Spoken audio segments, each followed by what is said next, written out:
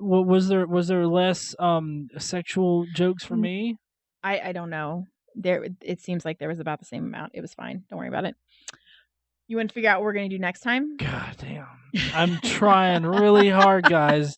But I mean, come on. This thing had fucking STD Pharaoh in it. Yeah, it was a Uh, it was a tough one. Struggle bus was real. I got off a few times. I'm sorry. What?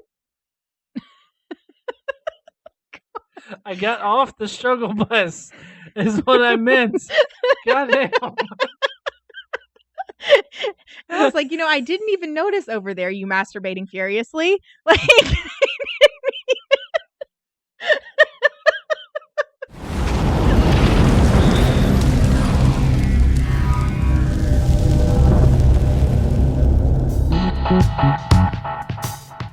Hello, heathens, and welcome to the Daily Bible Podcast with your hosts, Godless Engineer and Caitlin. Now, let's get into the Bible. All right, people, I'm glad that you guys were here to be able to be with us today. I am the Godless Engineer. This is KC here. Hi, y'all. And a little bit of an upgrade to things today. We actually have two very super special, super big microphones. I got my own microphone. Well, Yeah. actually, GE got the new microphone and I got the old shitty one, but it's patriarchal society and that's what we're going to talk about today. So, Well, no, that one's still good. It's a little different. That one's like a ball kind of mic, and this one's more of a cylinder. mhm. It's just different. I think they're still fine. I'll Oh, refrain from I've a got. cock and balls joke. It looks like I'm deep throating a very big black cock right now. It does, but it's okay. We'll just ignore it. Also, an addition to the show today is less cock and balls jokes from me, less cock references. Although you've said cock like 4 times and we've been recording for legit a minute.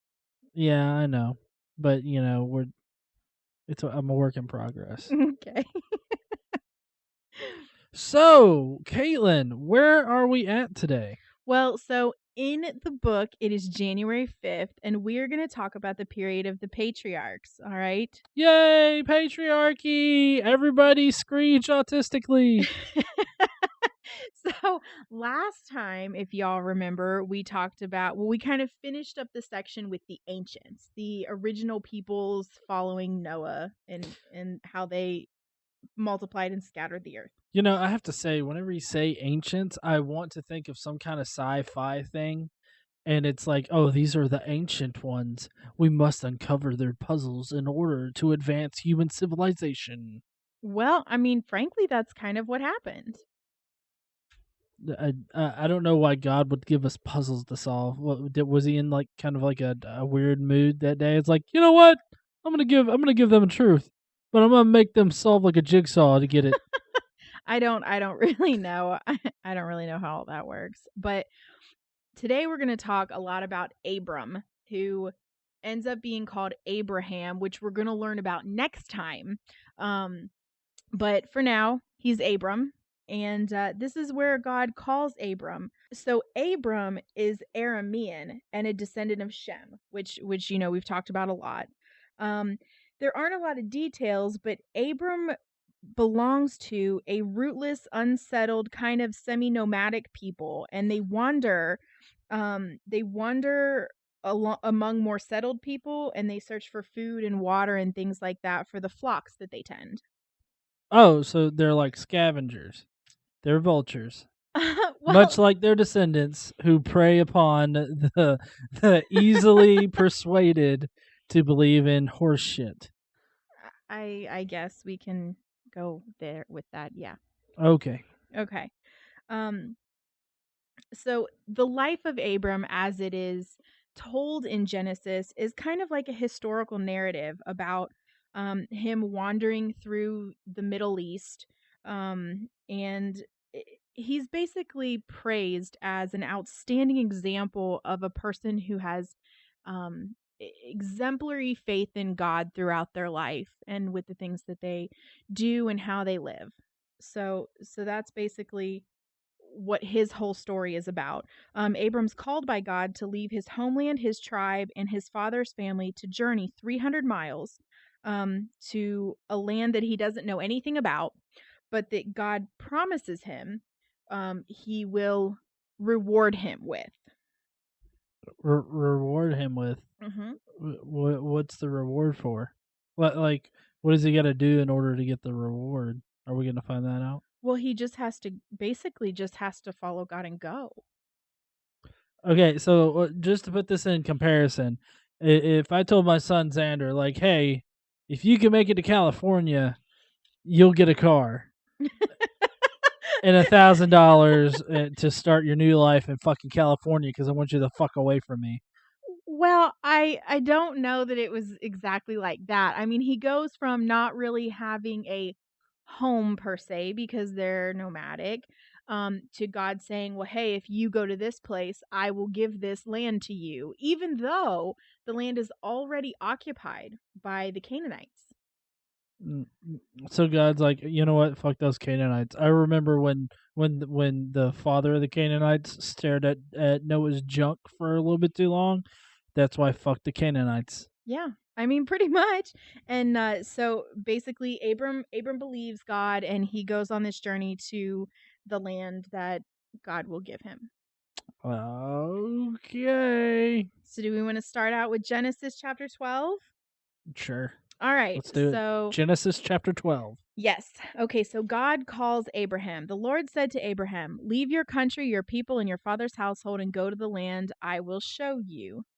Uh I will make you into a great nation and I will bless you. I will make your name great and you will be a blessing. I will bless those who bless you, and whoever curses you, I will curse.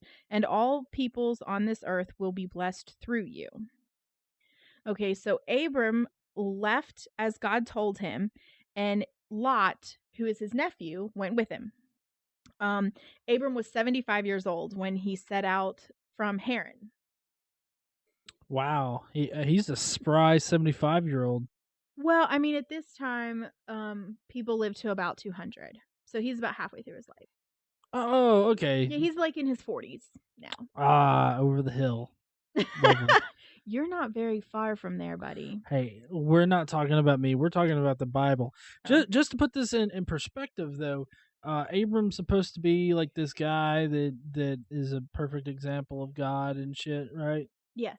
Well, Uh, not a perfect example of God, a perfect and not even a perfect example, just an exemplary example of how to live your life in faith through God. okay, so for everybody that's listening, if you want to be exemplary in your faith to God, if you hear somebody telling you to go kill your kid, you might want to do it. God may just stop you, or He could just let it go. The lawyers would like me to say that we don't condone violence toward anybody or children, and perhaps nobody should ever kill their children. But if God tells you and you want to be a good Christian, I mean, I'm just saying it's in the Bible. I'm just saying it doesn't matter what voice in your head tells you that. If you do it, you're gonna go to jail. But God, Right. I forgot we're not dealing with rationality here. just Got it. to throw a little bit of current events in here. Did you hear about the father and son that tried to use the Bible in court to justify them holding the stepdaughter in their basement and raping her for over a year? Yeah, actually, didn't we talk about this a little bit on the Facebook page? Yeah, a little bit. Yeah. Yeah, I find it ironical that they tried to use the Bible and they ended up losing and going away for They like did. a lifetime. They did. They lost. The judge did allow it. Oh She yeah. did allow them, and they were representing themselves, right? Oh yeah, because God's book is the only law book you need, and Right. they knew it inside out. So definitely they could, keep a girl in the basement, rape her for over a year. 13-year-old girl, by the way.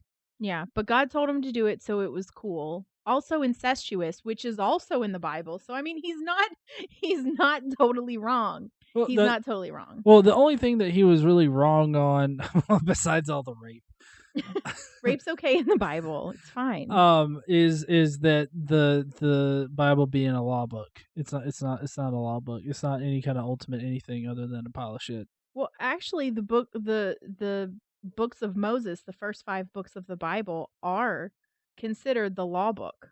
Yeah, but not American law. Well, no, not any kind of not any kind of, Reasonable law. reasonable society. No. Okay. But they are the books of law. All right. Sorry, didn't mean to go off on a tangent there. Sidebar. Yeah, sidebar. Let's go ahead and continue. What's next? Okay. So Genesis chapter 12 verses 4 and 5. Abram left. I told you he's 75. He took his wife Sarai, his nephew Lot, all the possessions they had accumulated, and the people they had acquired in Haran. And they set out for the land of Canaan, and they arrived there. So the people they had acquired. Now, I guess my first question is who the hell are these people? Are they slaves? Well, all these people that they had acquired would include a vast number of different individuals, like children, dependents, well, and yes, slaves. Slaves were very much part of it because I mean that's just how the old country was run The old country? by slaves. Okay. So who were these other people? So not slaves, not children. And here the interesting thing is it says Well, they also had people that they converted. we know that Abram and Sarah didn't have children at this point. Wait, wait, wait, wait. Not their children. He's 75 years old and he hadn't popped out a kid yet. Sarah is barren. Why the fuck keep pulling her around? So, I don't know. No offense to those barren bitches out there. Well, so in the last section we learned that Abram took Sarai as a wife. Sarai was the daughter of Haran, which is where they live. So I guess maybe she was I don't want to call him a king, but she was like the leader's daughter, I'm assuming. So I don't know what benefit he gets by taking Sarai.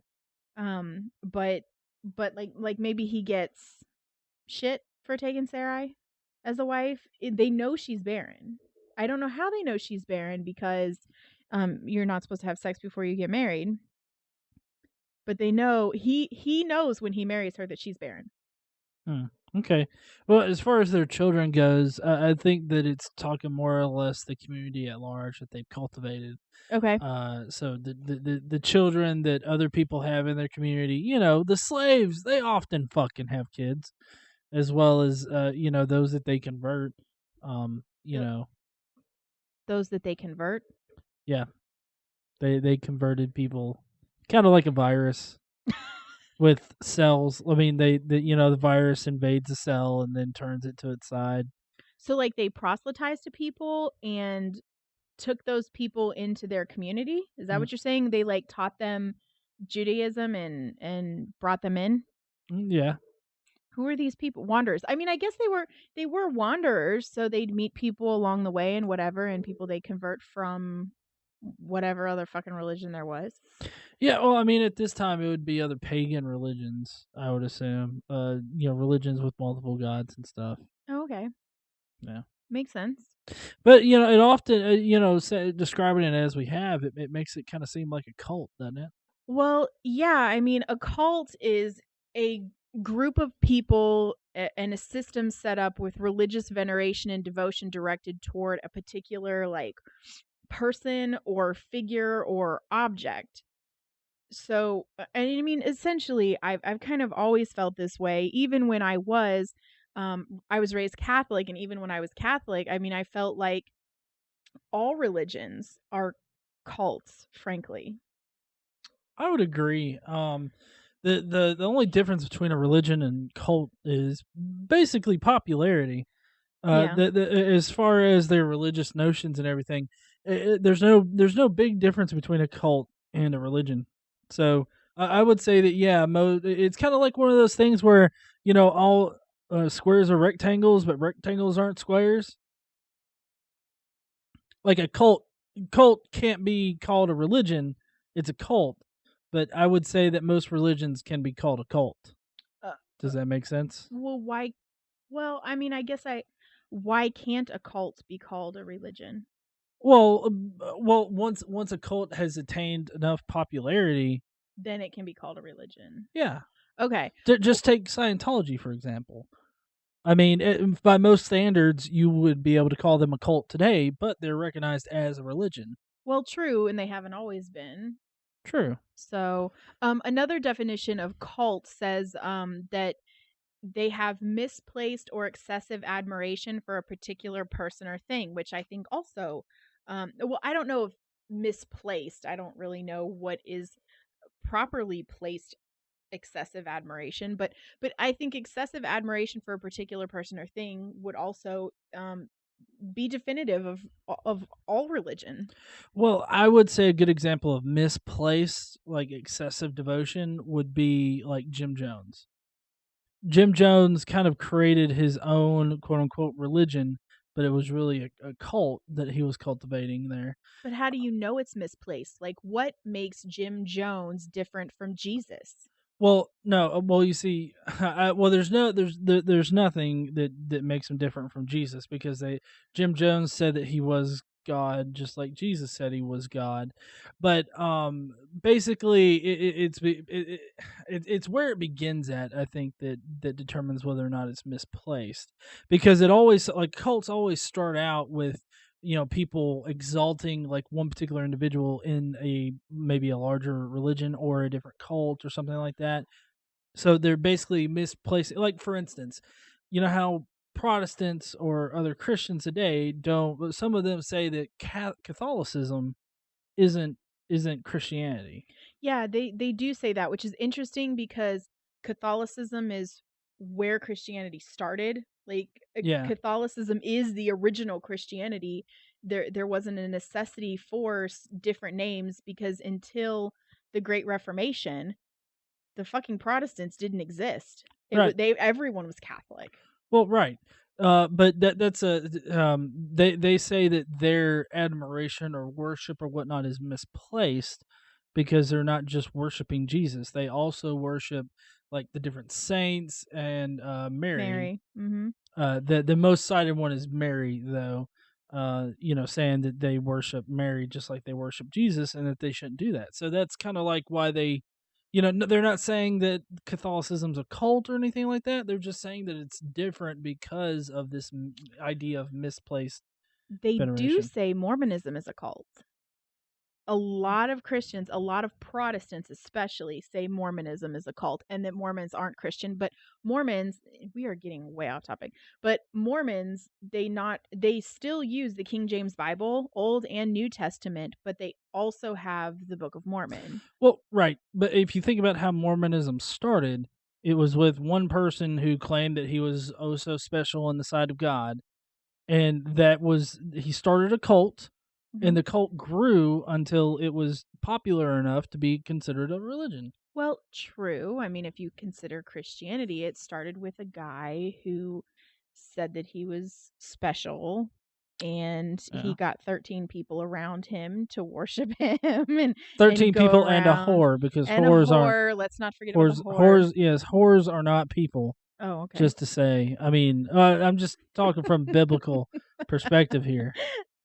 But I mean, it's exactly the same thing. It's just so many more people follow it and follow it's there's no difference. There's no difference. Cult We of we already personality. we already went over that. Cult of personality. What? I just got that song stuck in my head for a second. What's next? So next we're going to move on to um God's promise to Abraham. Or sorry, shit, Abram. We're still not to Abraham yet. Oh man. Promises. Gonna fuck them really hard promises. I don't I'll know. stop singing. I know you've been singing a lot today. Well, I'm happy. So, Oh, well yay. that's good. Okay. So um Abram traveled through the land as far as the site of the great tree of Morah and Shechem. Shechem. I don't. Mara and Shechem. I where, could. where are you going? Shechem. I could have totally fucked that up. It's Shechem. I could have fucked it up. I don't know, but Shechem is about as good as I can get. Because I had to get the whole Jewy accent in there. Yeah, I was gonna say we're not fluent in Jewy tongue. Anyways, enough racism. Go ahead. At the time, the Canaanites were in the land. The Lord appeared to Abram and said, "To your offspring I will give this land." So Abram built an altar there to the Lord who had appeared to him. Wait, so the Lord was like, I'll give this land to your offspring. Yes. You don't get the land. But, Your fucking offspring will. You get the fuck out. which is interesting because he tells Abram, "I will give the land to your offspring," and Abram is married to a woman that's barren. But he does. Wait, so maybe Abram's sitting there like, do you know something I don't know? Is she bullshitting me, God? Could you let me in on this shit so I can call her out on it? But he does it anyway. He does it anyway. So I mean, like, it, there is never a question from Abram to God saying, "My offspring, the fuck you talking about? My bitch can't have babies." Like like to me that would be the first question. I'd be like, I'm sorry. I'm sorry, sir. But my wife can't have kids, so I'm not going to have offspring. So this is bullshit and I'm not going anywhere. Like, you know what I mean? Never a Yep. question. Just believes in God, builds an altar, and sets his ass out on his journey. If you remember last week, we talked about how the Canaanites dispersed and settled in the areas of Egypt, Arabia, and Israel. So now in Genesis chapter 12, verses 6 and 7, God promises their lands, which is Israel and Gaza, to Abram and his descendants. And it's interesting because to me it seems like this sets up a fight over this particular kind of land. And so I guess I'm going to ask, is this why people in the Middle East still fight over Israel and Gaza? This is the dispute over God's promised land. Is this where it comes from? I'm no Jewy expert, but I would expect that this is a very prime reason for it. I mean, if you think about it, over in that area, you pretty much, I mean, you do have some Christian entities over there, but I mean, really, I mean, come on, Christians are just Jews that think they're special. And but you have a lot of Jews over there as well that still see this land as something promised to them, because they're the special tribe. Right. I mean, that's what Genesis says. Genesis says that this land is promised to Abram's people, and Abram's people are the Jews. Well, and don't forget that this is also why the U.S. is so vehemently supporting like one side or the other, supporting Israel and Israel. everything like Yeah. that. So I mean, this is the reason why I would say. That seems slightly unconstitutional. The fact that we would support Israel like we do, um, based off of a biblical teaching. It does seem fuckered, and it is fuckered. But you know what? That that's just how it's been, I guess. Okay. Okay, well, so after Abram builds the altar, he worships near Bethel. Now Bethel is going to come into play later, so that's why I want to mention it now. There's really not a whole lot to say about it right now. He builds an altar in Bethel, calls on the name of the Lord, and then sets out and continues his journey. And they're going to Egypt. Oh, awesome! Egypt. Only good things happen to Jews and Christians in Egypt. Yes. So on Abram's journey, he travels through Egypt. Well, he's traveling to Egypt. And this next section is pretty interesting. This is still Genesis chapter 12. We're starting at verse 10. There was a famine in the land, and Abram went down to Egypt to live there for a while because the famine was severe. So they're in Egypt because of famine. I would like to take a little bit of time to point out that you really need to understand this part. the importance of Egypt in the Bible in general, because there's a lot of literary devices that happen later on that explain why certain things happen. Like, for instance, like why Moses, has to, save the Jews from Egypt, and also why, for example, Jesus is chased out of his native land and into Egypt, and then he comes back out of Egypt. It's those are all literary devices that trace back to Abram here. So, anyways, go ahead.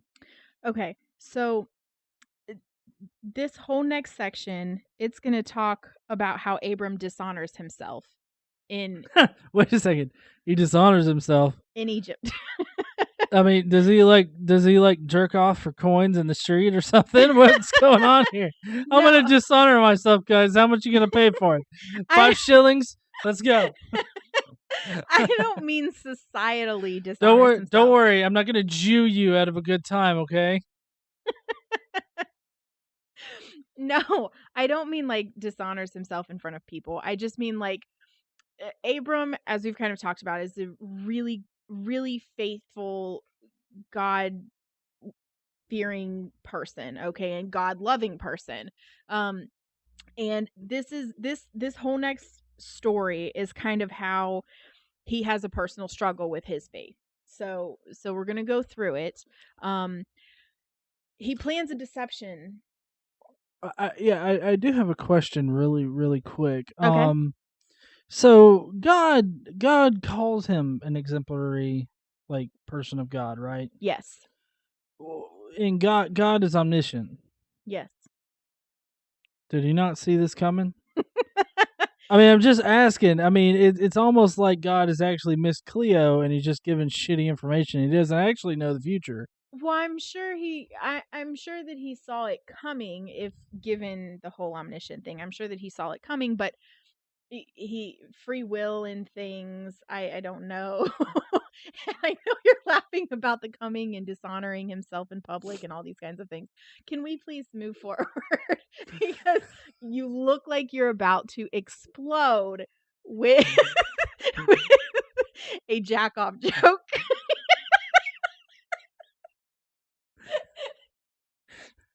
Just let it go. Holding back on these sexual references. I'm doing this shit to him on purpose. See, I'm doing like God.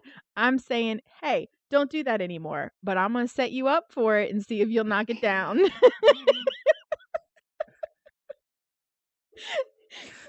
Holding back. And still, the struggle is real, people. Okay, so they travel to Egypt. Okay, and on the way, Abram decides he's going to plan a deception regarding his wife, Sarai. Sarai is quite beautiful, apparently. And well, I wonder how old she is at this point. I mean, she's Abraham's much younger. 75. Yes, but she's much younger than he is. I don't I don't know think how the old. dust particles that is his jizz could really be counted on to impregnate anybody, no matter how young they are. She's barren. Also, he's essentially in his 40 equivalent. He's equivalent to like 40 something. Okay. Men that are 75 now can impregnate people, and he's less than halfway through his life. Just look at Mick Jagger. All right, let's go. Oh, for fuck's sake. Can I please get through this one thing?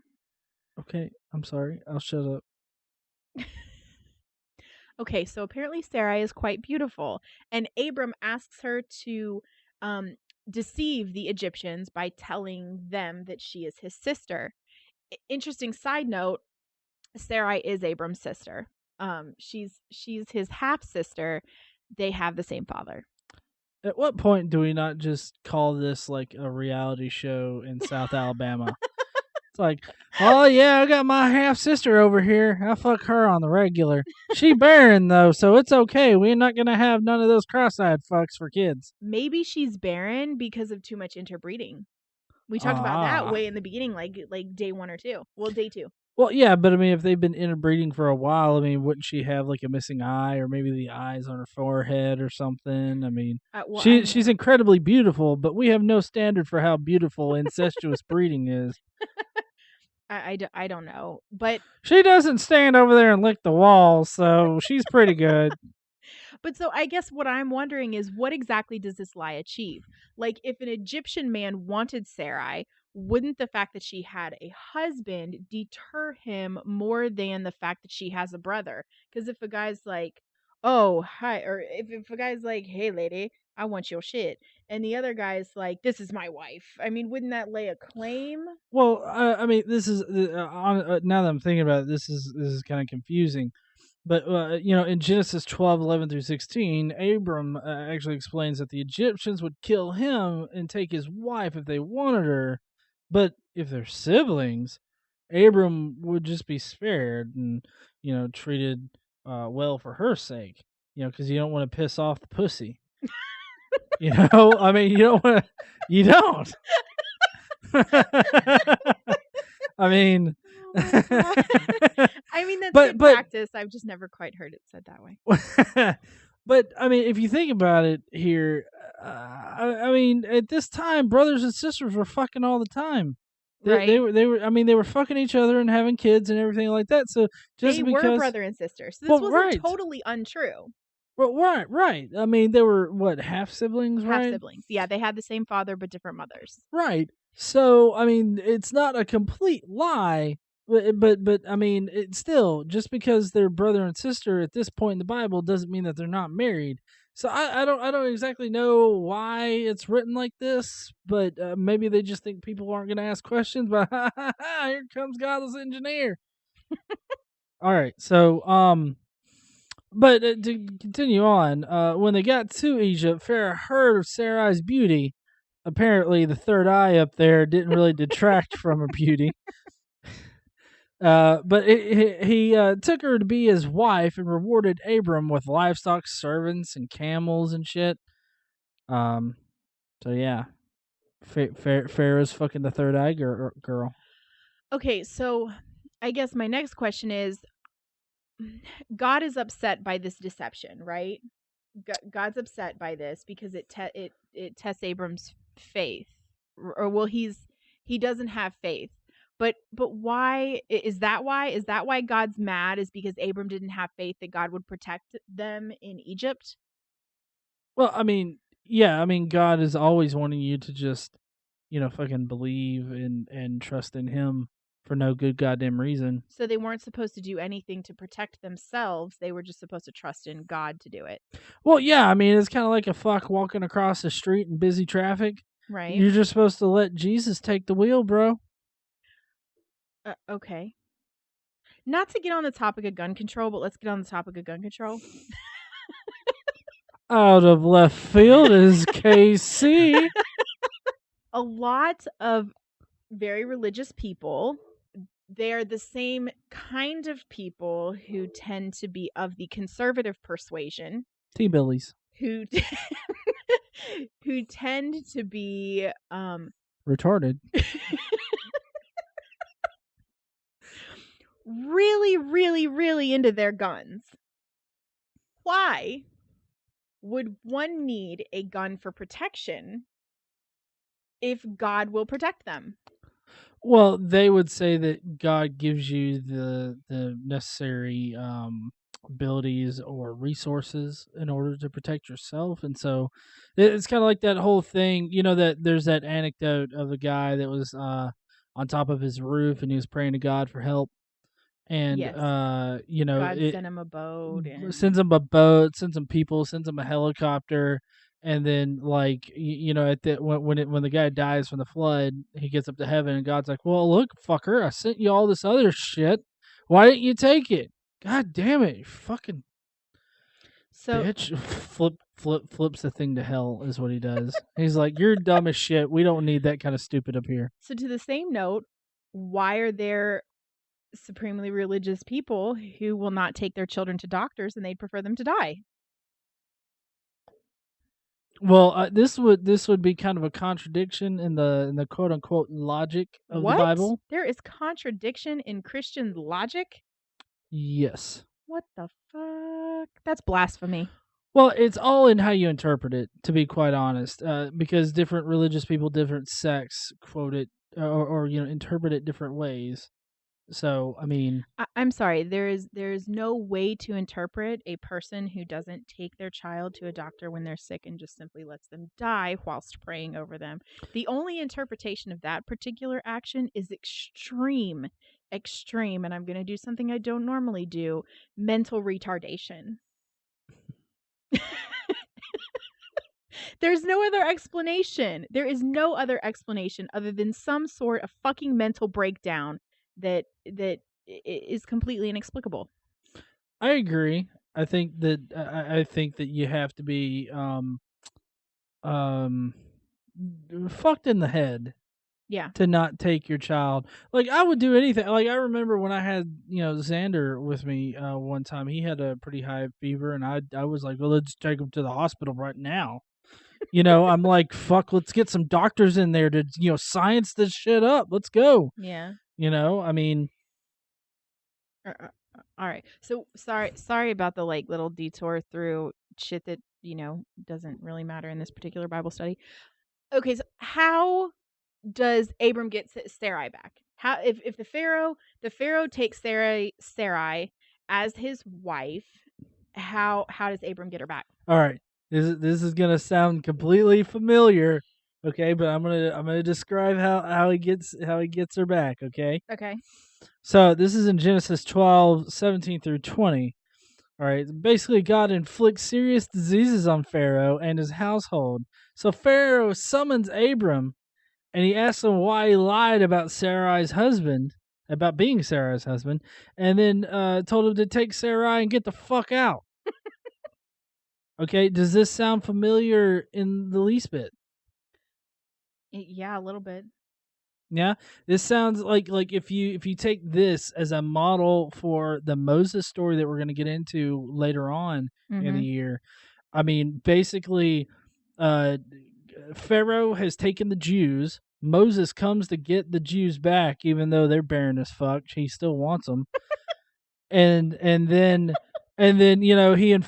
God inflicts serious diseases and pestilences and everything on them. And then Right. finally, the Pharaoh's like, "Look, I'm fucking tired of this shit. Get the fuck out of here and take your bitches with you." All right. So this is the exact model for Moses later. Okay. But anyways, so one thing that I want to know though is how exactly did Pharaoh know that Abram was actually Sarai's husband? Like it seems like he's more clairvoyant than fucking God at this point. Well, he's not clairvoyant. The story in the Bible is actually pretty thin and doesn't really explain it at all. But Jewish text commonly interprets is commonly interpreted to explain that the diseases that God inflicted Pharaoh with um made sex very painful for him. God gave him an STD. He got the clap, or maybe the gonorrhea. The gonorrhea will get you. I got to tell you. Gonosyphoherpes. Yes, gonosyphoherpes. So so now Pharaoh has gonosyphoherpes and he asks Sarai, "The fuck bitch, what did you give me?" And I'm I could just, I could just see Pharaoh looking down at his dick and being like, "The fuck is this, Sarah? That shit doesn't do that normally. The fuck you have in you?" yeah, I'm paraphrasing with that paraphrasing Jewish holy text. And so anyway, he asks Sarai what's going on, and she basically tells him the truth, tells him that she's Abram's wife. And so the whole purpose of this story, well, so yeah, so she tells Pharaoh the truth and tells him that she's Abram's wife. So then, like you said, Pharaoh calls on Abram, says, "Why'd you lie to me? Take your bitch and go."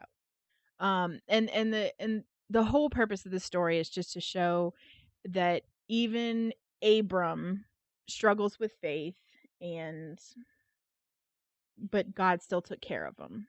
Like, even though I guess this is why he's not a perfect follower of God and just right. Exemplary. Right. Because nobody can be a perfect follower, right? Except for Jesus. Jesus wasn't perfect either. Mm, He fucked a But whore. he didn't fuck a whore. When Yes, did he did. Jesus fuck a whore? Mary Magdalene. He didn't fuck her. Yes, he did. He married her and they had children. That's not in the King James Bible, but it's another. No, that's a that's a goddamn movie. No. There is other there are other scriptures that aren't included in the canon. There's a whole book. Mary Magdalene wrote a book of the Bible. She wrote a gospel. Mm-hmm. But what I'm saying is that there's a movie called The Last Temptation of Christ, in which Christ is tempted at the very last moments on the cross, and he takes the temptation and he has children with Mary Magdalene. So I mean that's probably based out of those texts, but I'm just saying it's also a movie that you can look up. Go do that, guys. I have never seen that, so maybe we should look it up and watch it. But yes, Mary Magdalene has her own gospel. Jesus and Mary Magdalene, according to story that's not included in the King James Bible because that wouldn't go along with the narrative. They get married and they have a family. Awesome. Yeah. Family Jesus. I'd love to see Jesus as a dad. Have like dad jokes and whatnot. Hey kids, you remember that one time I almost got nailed up on the cross? About his heart. Well, no, never mind. Go ahead. I can't think of any good Jesus dad jokes. I don't know, something about I'm getting not. his nails done. I can't. I can't. I'm not good at dad jokes. All of my dad jokes include cock and. Yeah, he just has stuff. dick jokes. Replace dad jokes with dick jokes, and you've got John. All right, so let's move on to the separation of Abram and Lot. You ready to talk about Abram and Lot? Let's do it. I know Lot is the fuck that wanted to give up his two girls to be sexually raped raped by a huge mob of people. So I'm kind of curious as to what happens prior to that. Well, so that's going to be a whole different story. This is just the relationship between Abram and Lot and how they become separated because Lot is Abram's nephew and they traveled together. Okay, when Abram went on his journey, when God told him to go, he took Lot with him. Okay. So the next section is Genesis chapter 13, and it basically talks about the relationship between Abram and Lot following the departure from Egypt after, take this bitch and go, and they left. The whole point of this story is to show Abram's renewed faith in God. Okay. So basically they all leave Egypt and they travel and settle in Bethel. Remember in the beginning when I told you, I mentioned Bethel because I said Bethel was going to be important? Motherfuckers ended up right back in Bethel. That's kind of like going around and like, oh, where do you want to eat? Oh, I want to eat at Burger King. You go all the way down to fucking Burger King, and then it's like, no, I feel like Zaxby's. Well, I mean, if they started at Zaxby's. Right. If they had to start it, so it's not where they totally started from, but it's close to where they started in Earth. Anyway, they were there. God told him to go, and that's where he built a temple and worshipped God, or an altar, not a temple. Built an altar and worshipped God, and then left. So they came from Bethel. So they, after the whole Egypt fiasco, they go back to Bethel. I would not want to be on that particular ride back to Bethel. Why? Because you just know Sarai was giving Abram shit the entire time. I don't know. Maybe she enjoyed her time with Pharoh. Maybe Pharoh was a good lay. I told you not to give me over to that Pharoh. He made me do anal. Fuck you, Abram. You're going to be sleeping on the ground when we get home. I'm sitting up on this camel because I can't walk straight.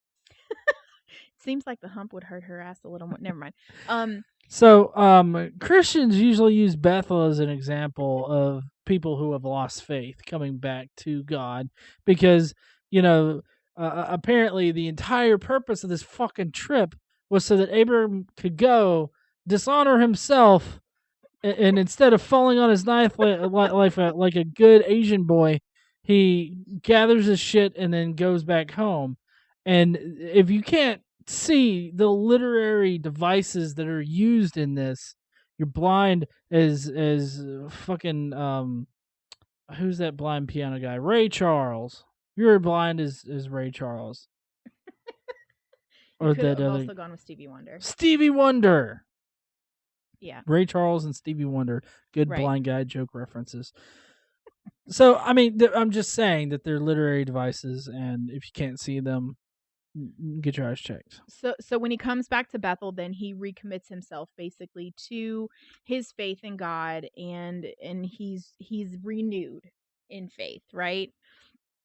So Abram and Lot, they all have their own shit. They've got their own tents, their own flocks of sheep and cattle and shit. They've got their own herds, and the land where they are is not big enough. It doesn't have enough resources, and it can't support all of them. So Abram and Lot decide to separate. Okay. They got a divorce? Well, no, it's his nephew, but they decided the best thing was for them to basically settle two different areas. You know, a gay divorce is a lot like seeing a unicorn commit suicide. So anyway, Abram is the family patriarch, right? And so he has the first choice of land, but he has faith in God, right? And to demonstrate this faith in God, he allows Lot to choose which lands he wants. Well, so Lot decides to take all of the lush and fertile plain near the Jordan River, where they're also near cities like Sodom. Um, and so he takes all the lush area. Oh wow. Okay.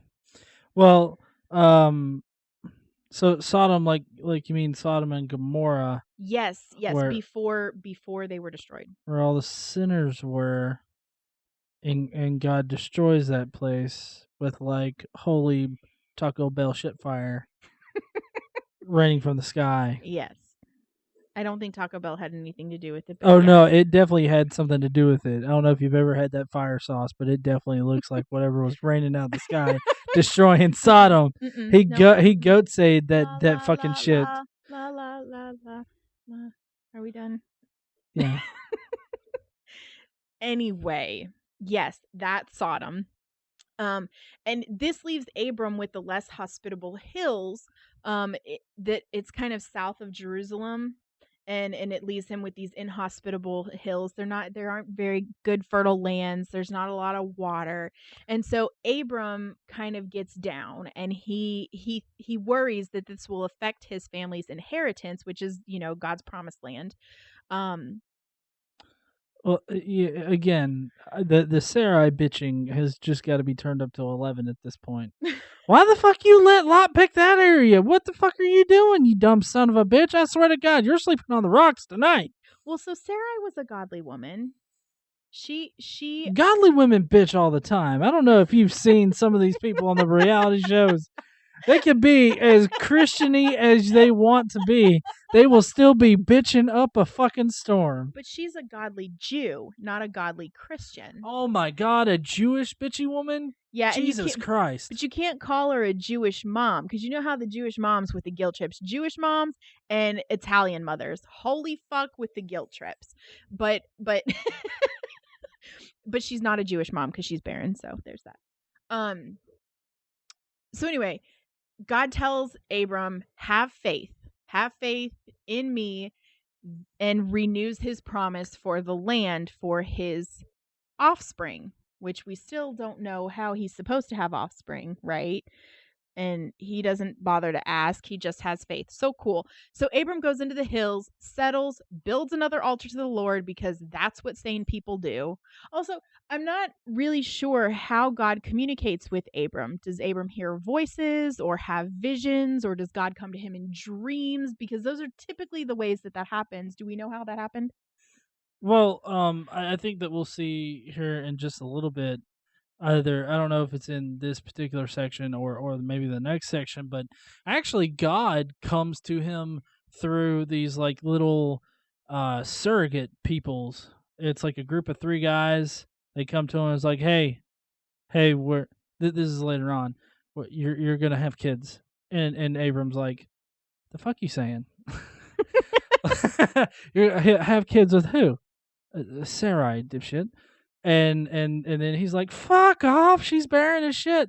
But I don't think he has kids with Sarai. Yeah, he does. Does he? God fixes that shit quick. I don't think God fixes that shit. Well, he does in the story, Oh, what story? the Bible. Okay. But in this instance, from what I can tell, there's psychic communications. There's also face-to-face communications with surrogate people. There's probably dreams. I've seen it explained as, he has dreams and shit. But my guess is just in general visions and surrogate people that come down and like angels and shit. So those are pretty common ways, but the story really doesn't tell, this particular story doesn't tell exactly how every time God talks to him, he does it. So I don't know. It's kind of up for your opinion. Anyway, the next section, we talk about the defeat of the kings. Now, there are kings all over this fucking place. All right. I don't know how people got to be kings. Ham's people, actually, we talked about last time. Remember, Ham's descendants became kings. Nimrod and shit. Right? Nimrod became a king. I just imagine him like licking the staff and being like, not like the people, the staff. I'm talking about like a staff or scepter that he's got. He's just like, bring me peanut butter. I don't think they had peanut butter. There's no such thing as peanut butter until the Holocaust. Maybe we should cut that.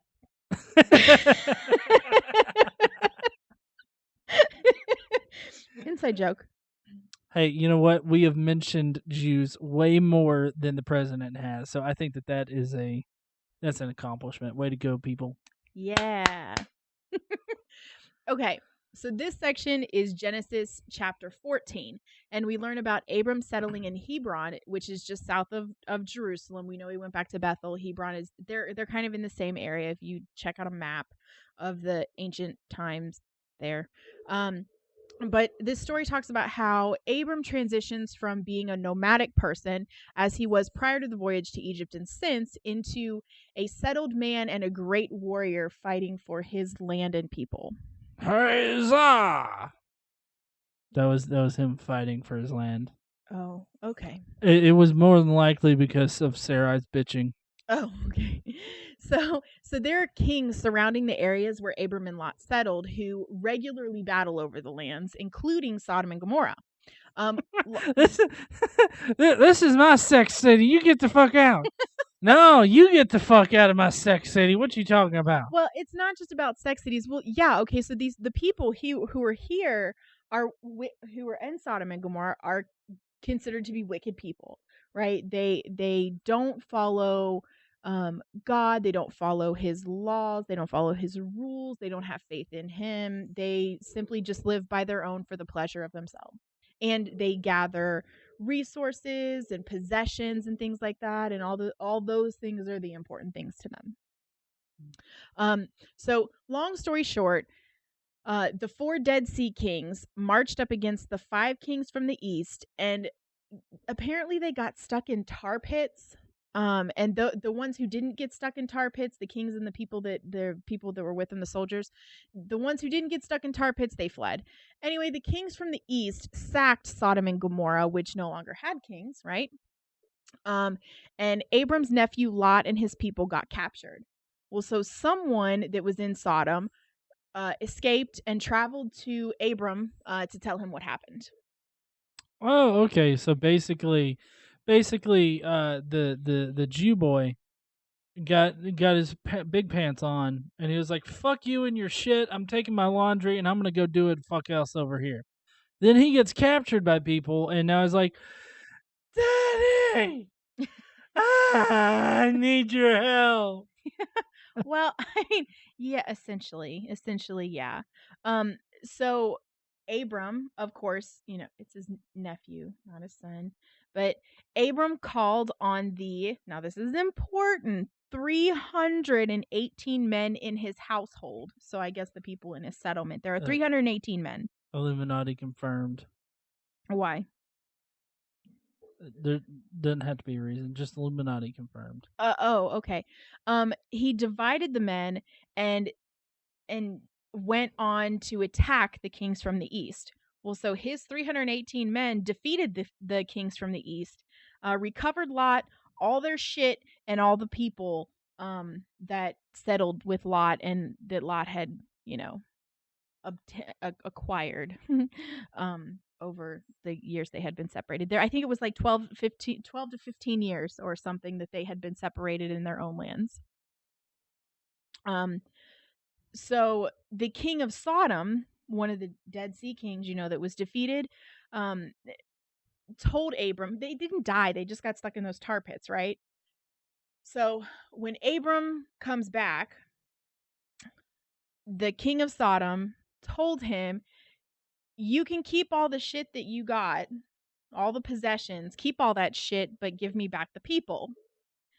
And Abram said, no, I'm not taking any shit from you. I'm blessed by God, yada, yada, yada. I've taken an oath, whatever that means. Well, I guess he's taking an oath from God, or taking an oath to God or something. Maybe he's like, the last time I questioned God and His will, my wife got fucked by a Pharaoh. I'm not falling for it this time. Well, yeah, so maybe that's it, that God will protect him. He doesn't need the worldly things, right? Mm-hmm. He just needs faith in God and God will take care of him. So anyway, he tells the king, fuck off. I'm not taking any of your shit, but I'm also not giving you these people. So I guess, I don't know, let the people decide. Like in the Colosseum, in the Oh, Colosseum. yeah. Thumbs down. Yep. Dies. So at the end of Genesis chapter 14, the king of Salem, who's another Dead Sea king, according to verse 18, he's also a priest of God Most High. I don't know how the fuck you get to be a priest of God Most High. Also, he was a king of one of the sinful areas, so I'm not really sure how that worked out. But anyway, he blessed Abram, and Abram gave him a tenth of everything. Well, I don't. Well, I mean, the Sodom place. I mean, it was. It probably what it ended up doing was devolving into just sin. So it probably started out all hunky dory, but then somebody fucked the wrong peasant boy, and then it devolved into sin. Because that's how all the shit happens. Well, yeah, but this guy wasn't the king of Sodom; he was the king of Salem. Oh, okay. Yeah. I don't know what Salem was like. We don't really know what Salem was like. There isn't a biblical story about Salem that I know of. Well, I guess we can cut out that whole bit because it has no bearing on anything. So, okay. So anyway, that's the story of the defeat of the kings. Well, Abram gave him a tenth of everything? Yes, Abram gave him a tenth of everything. Now he just told the king of Sodom, "You can keep your shit. I don't want anything from you." In fact, he said, "If I can, let me go and get the actual quote. I have raised my hand to the Lord God Most High, creator of heaven and earth, and have taken an oath that I will accept nothing belonging to you, not even a thread or the thong of a sandal, so that you will never be able to say, I made Abram rich. I will accept nothing but what my men have eaten and the share that belongs to the men who went with me." And then he names some places that I can't pronounce. Let them have their share. So he says he won't take shit. So I don't know where this tenth of everything comes from or what everything was, but Well, it sounds to me like precedent for giving 10% of your income to the church. maybe it is. And it makes a really big deal about the fact that this king of Salem, and his name is Melchizedek. Melchizedek? I was going with like Hezbollah or something. Melchizedek. And anyway, it says that he is a priest of God Most High, and they make a really big deal out of that. Well, So Abram is an exemplary, example of a follower of God, and yeah, I mean, he defiled himself in the friggin' Egypt and let his wife get fucked by He a did not pharaoh. defile himself. He dishonored Dishonored himself. himself. There you go. Because he was a coward and couldn't face up to the death that he deserved. Why did he deserve death? Well, you can't because like if we were gonna go and walk through like I don't know an area that's known for like blood and Crips. I mean, I mean, don't you think like that's the exact same thing? Walking into Egypt, it's like all right, we're gonna walk into Egypt, but I'm too big of a pussy to actually claim you as my wife, so you're my sister. But they had to go to Egypt because of famine. No, they had to go to Egypt because literary devices in order to teach people shit. Well, that's true. And the reasoning that the story gave is because they had to go there because of Oh, famine. you know why they had to go to Egypt Why? because of famine? Why? Because of all the grain silos in those friggin' pyramids. Truth. Ben Carson, I knew he had something going on. There was some Well, truth he there. is the head of HUD. He would know what buildings were used as what back in Egypt. Well, that's true. They teach that in brain surgery school. Did you know that? Yeah. Well, I mean, considering a brain surgery school, he got most of his knowledge from God. I For mean, fuck's sake. This all I right. I apologize for this. But anyway, that's what we have for today. Yeah, I hope you guys enjoyed it. I Yeah. know I did. Was there less sexual jokes for N- me? I don't know. It seems like there was about the same amount. It was fine. Don't worry about it. You want to figure out what we're going to do next time? God damn. I'm trying really hard, guys. But I mean, come on. This thing had fucking STD Pharaoh in it. Yeah, Uh, it was a tough one. it struggle bus was real. I got off a few times. I'm sorry. What? I got off the struggle bus. Is what I meant. God damn. I was like, I didn't even notice over there you masturbating furiously. Like